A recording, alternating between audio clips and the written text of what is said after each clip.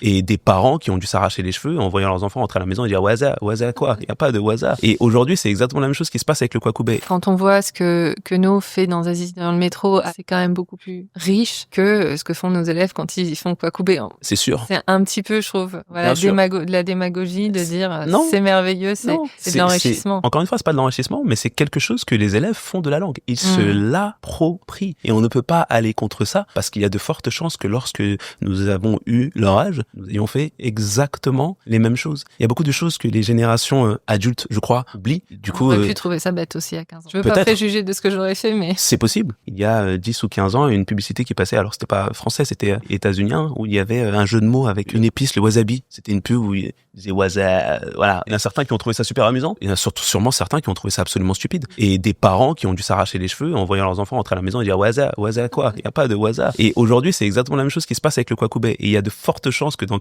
10, 15 ou 20 ans, il y a un autre mot qui reparaisse comme ça. Le but de relater une histoire comme celle-ci dans l'ouvrage, c'est de dire, attention, n'oubliez pas votre part d'enfance. Vous avez beau faire semblant, vous avez probablement joué avec la langue comme ces enfants jouent aujourd'hui avec la langue. Et ce mot a beau vous déplaire, ce qu'on peut concevoir, eh bien, ça n'en reste pas moins juste un jeu de mots. Et d'autres personnes dans l'histoire de ce pays, et d'autre part ailleurs aussi, ont fait exactement la même chose. Alors, on peut pas comparer un enfant de 10 ans qui dit Kwakubé avec un grand auteur, parce que tout simplement, il n'y a pas la même expérience. Mais qui sait? Ce qu'on rêve pour ces enfants, c'est que peut-être ils arrivent à ce niveau-là, en commençant, pourquoi pas, avec le Kwakubé.